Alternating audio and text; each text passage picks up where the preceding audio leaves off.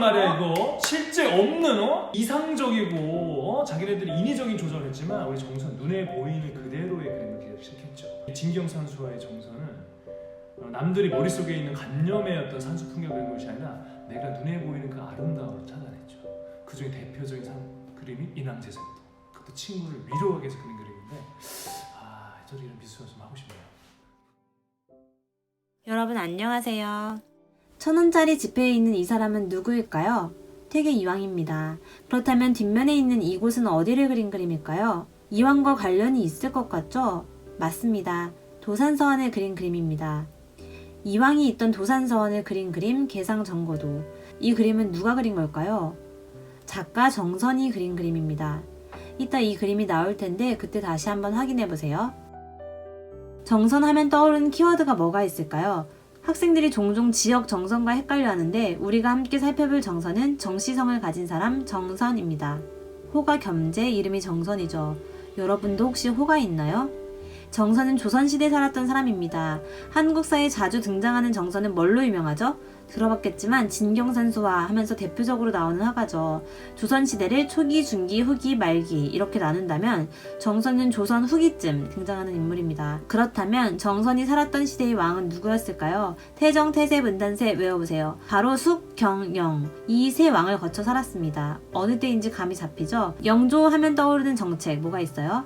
맞습니다. 탕평책입니다. 민생 안정을 위해 펼쳤던 이 정책으로 인해 문화의 부흥기였을까요? 아니면 쇠퇴기였을까요? 그쵸. 사람 사는 것이 안정되면 그 다음에 문화가 부흥하겠죠. 문화의 부흥기였다고 추측할 수 있습니다. 정선의 호는 원래 난곡이었습니다. 그러나 아들을 낳고 겸겸군자 비이자목 이걸 줄여서 겸재 이렇게 바꿉니다. 겸손한 사람이 되고자 한 거죠. 그렇다면 정선은 실제로 겸손한 사람이었을까요? 아니면 반대의 사람이었을까요? 주변인들로부터 겸손하다는 평가를 많이 받은 인물입니다. 1676년에서 1759년 약 83년을 살았습니다. 정선은 가난한 집의 아들일까요? 아님 부유한 집안의 아들이었을까요? 정선의 집안은 참 가난했다고 합니다. 서울의 북쪽 인왕산 자락에서 아주 가난하게 자랐다고 해요. 가난했지만 양반 집안이었어요. 고조할아버지가 벼슬을 했어요. 그렇다면 증조할아버지는 했을까요? 못했을까요? 증조할아버지, 할아버지, 아버지 이렇게 3대는 벼슬을 하지 못했습니다. 그렇다면 정선은 벼슬을 했을까요? 정선은 늦게 하게 돼요. 음서제도로 3대를 뛰어넘고 늦은 나이에 등용이 됩니다. 정선, 성격이 온순하고 마음이 약해서 정치를 하기에 적합한 성격은 아니었다고 합니다. 영조왕은 정선을 신뢰했다고 해요. 여러분 여행 좋아하세요? 정선은 그 당시에도 여행을 좋아했습니다. 그래서 실제로 금강산에 3번이나 갔답니다. 쉬운 일이 아니었음에도 그렇게 했어요. 금강산에 다녀와서 뭘 했을까요? 그림을 그렸습니다. 남아있는 것도 있지만 아쉽게도 없어진 것도 있습니다.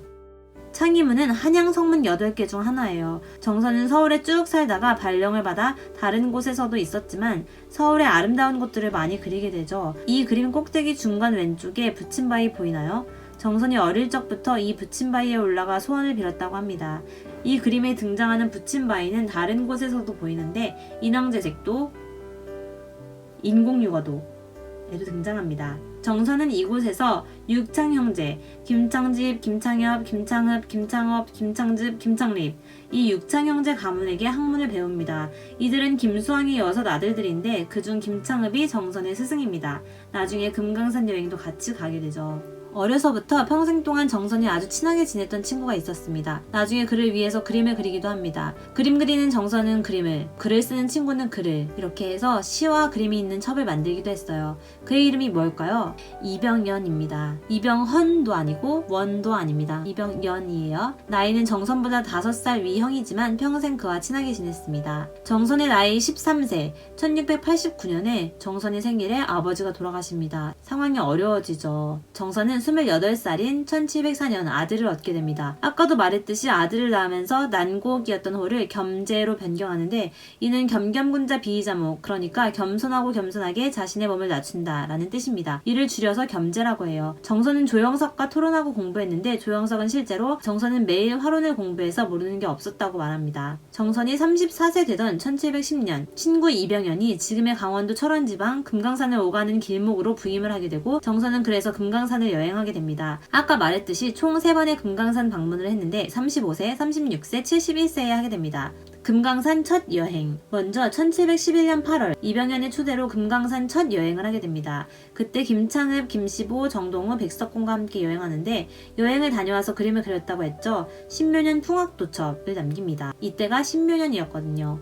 이는 최초의 조선 진경산수화로 의미가 있으며 현재 13점이 남아있습니다. 여러분, 진경산수화가 뭘까요? 그쵸, 진짜 경치를 담은 산수화. 정선이 최초의 진경산수화를 그린 사람이라면 이전에는 진짜 경치를 담은 그림이 없었을까요? 조선 이전에도 실제를 보고 그린 그림은 있었어요. 그렇다면 무슨 차이일까요? 맞습니다. 지금까지의 그림들이 중국의 영향을 받았다면 이제는 조선의 독자적인 그림을 그리게 된 거죠.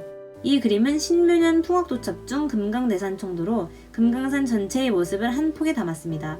높은 곳에서 내려다보듯이 그린 그림입니다.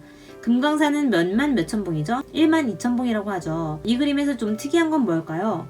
그림을 자세히 보면 봉우리마다 지명이 표기되어 있습니다. 지도는 아니지만 마치 지도처럼 이름이 써있는 거죠. 처음 금강산에 방문한 이들에게 지도 역할을 할 수도, 오지 못하는 사람도 그림으로 쉽게 알아볼 수 있도록 했습니다. 금강산 여행을 마친 이들이 가마를 말로 갈아타기 위해서 잠시 쉬는 모습을 표현합니다. 멀리 사람들 보이시나요? 이건 조선의 풍경과 조선 사람을 그린 중국이 아닌 완전한 우리 그림이라고 할 수 있죠. 여러분, 단발령이 뭐죠? 고개 이름이죠. 단발령이라는 고개에서 망, 바라본, 금강산, 그래서 단발령, 망, 금강산.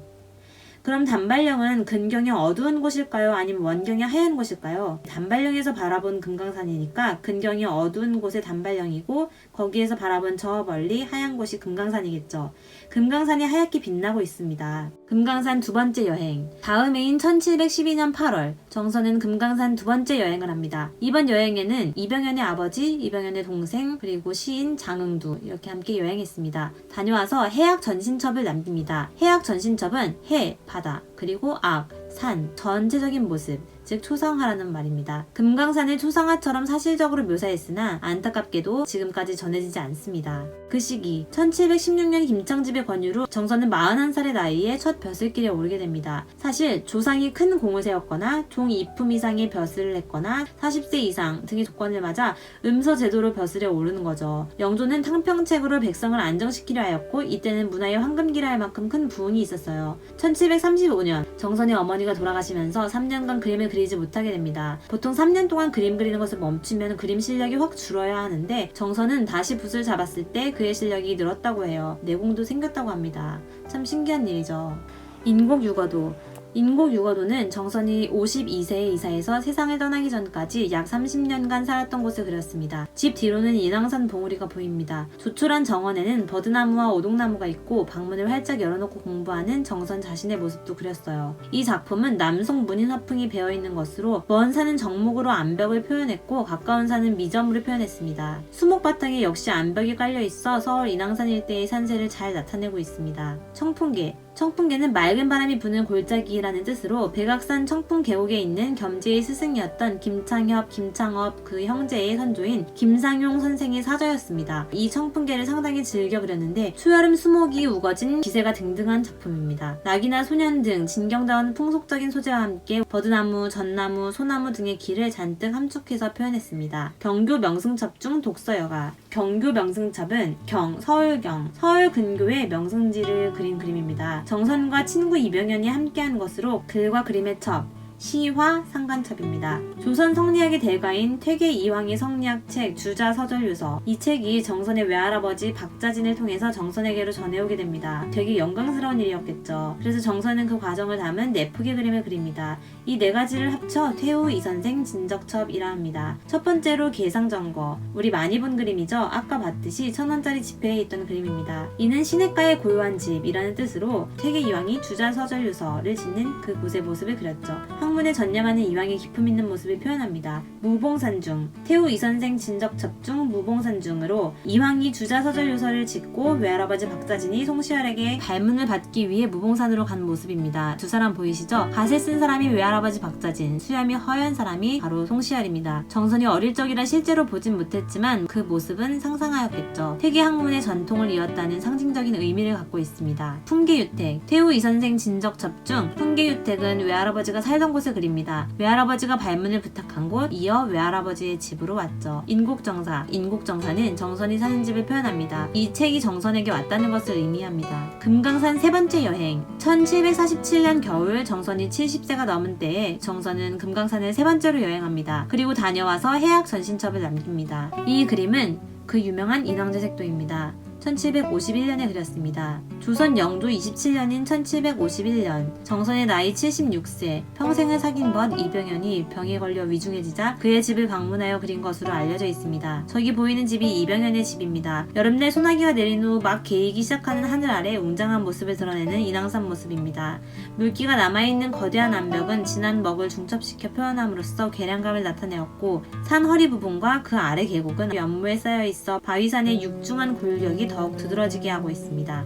또한 근경은 아래로 내려다보는 시점, 원경은 위로 올려다보는 시점, 두 가지 시점을 동시에 사용함으로써 생길 수 있는 혼란을 제거하기 위해서 근경과 원경 사이의 구름으로 적절히 덮고 소나무를 배치하여 통일감을 주고 있습니다. 관념적인 풍경이 아닌 실제 풍경을 화포에 담는 진경산수화의 대표적으로 꼽힙니다. 정선의 진경산수는 북종화와 남종화를 종합하였다는 평가를 받습니다.